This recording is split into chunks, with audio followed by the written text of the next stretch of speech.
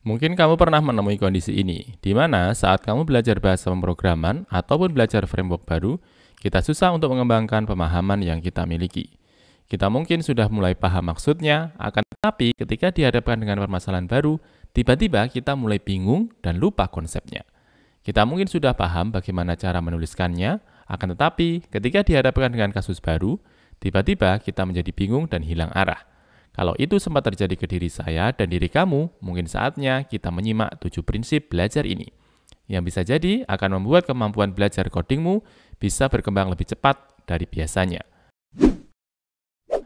David Perkins dalam bukunya yang berjudul Making Learning Whole menyampaikan kepada kita 7 prinsip dalam belajar ini. David Perkins mulai cerita, ketika dia dan sang ayah bermain checker bersama, dimulai dengan sang ayah yang memberitahukan konsep dari permainan checker, kemudian David Perkins dan sang ayah mulai bermain bersama. Dan selama permainan berlangsung, sang ayah akan mengingatkan kembali tentang konsep permainan. Dan akhirnya David Perkins bisa menguasai permainan checker tersebut juga. David Perkins pun mulai melanjutkan. Kebanyakan proses belajar kita minim praktek.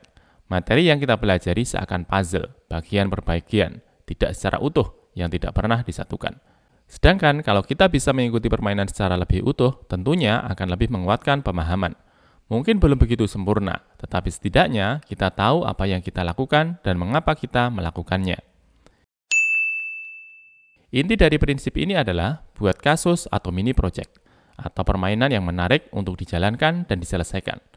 David Perkins menyampaikan, ilmu yang kita dapatkan, semisal dalam berhitung, perkalian, mengingat nama dan tanggal, ataupun membuat paragraf tulisan misalnya, akan lebih mengakar dan lebih bermakna lagi ketika digunakan untuk melakukan analisa, memahami kondisi, ataupun praktek dari ilmu yang kita punya. Kalau dalam belajar pemrograman, mungkin seperti kita sudah tahu tentang konsep, cara menuliskan, cara membuat percabangan, cara membuat perulangan, dan cara-cara yang lainnya. Tapi kalau tidak segera kita aplikasikan dalam suatu mini project, suatu kasus, maka nantinya dia hanya berhenti pada tahu saja dan belum sampai kepada memanfaatkan. Mari kita mulai berpikir tentang suatu keadaan, di mana pada suatu topik kita mungkin sudah bisa melakukannya berkali waktu. Akan tetapi, kita tidak kunjung bisa menguasai dari apa yang kita lakukan dalam topik tersebut. Dan inilah yang disebut dengan the hard part, bagian yang sulit. Ambil contoh, misal kita belajar tentang OOP atau kelas di bahasa pemrograman. Bagi sebagian kita, mungkin sulit untuk paham tentang konsep dari OOP ini. Maka, David Perkins menyampaikan, untuk hal yang sulit, perlu untuk dibuat waktu tersendiri untuk lebih memahami topik tersebut. Dan kalau sudah mulai memahami kembali tentang topik sulit tersebut, saatnya digabungkan kembali ke dalam whole game kita atau mini project kita.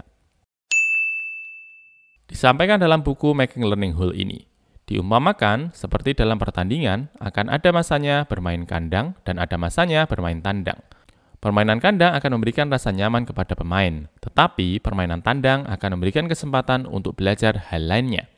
Bagi kita programmer, ada masanya mungkin kita terkena kondisi tutorial hell. Kita berpindah dari tutorial satu ke tutorial lainnya, mengikuti course satu ke course lainnya. Tetapi ketika ada project lainnya yang berbeda dari tutorial yang kita punya, maka kita jadi kaku, keluh, dan gagu. Maka untuk mengatasinya, bisa saja kita mulai dari mengikuti dari tutorial yang ada. Dan saat tutorial yang kita ikuti selesai, maka jangan berhenti. Lanjutkan untuk dikembangkan secara mandiri untuk fitur-fitur yang belum ada. Dalam banyak hal biasanya ada hidden game, begitu kata buku ini. Yang mana hidden game ini tidak hanya menarik untuk dicari, tetapi juga penting untuk ditemukan untuk menyelesaikan permainan. Semisal permainan catur. Untuk menguasai permainan, salah satu hidden game-nya adalah menguasai bagian tengah papan catur. Begitu juga dengan belajar bahasa pemrograman ataupun belajar framework baru. Semakin lama kita menggunakan, semakin mudah kita mengetahui hidden game-nya. Yang artinya, semakin kita tahu cara untuk menyelesaikan proyek yang akan kita kerjakan. Secara konsep, manusia diciptakan untuk bekerja bersama-sama, tidak bisa sendiri. Sehingga dengan banyaknya sumber belajar akan membuat kita semakin berpengalaman.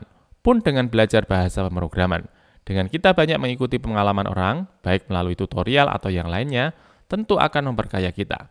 Yang penting, jangan terjebak dengan tutorial hell.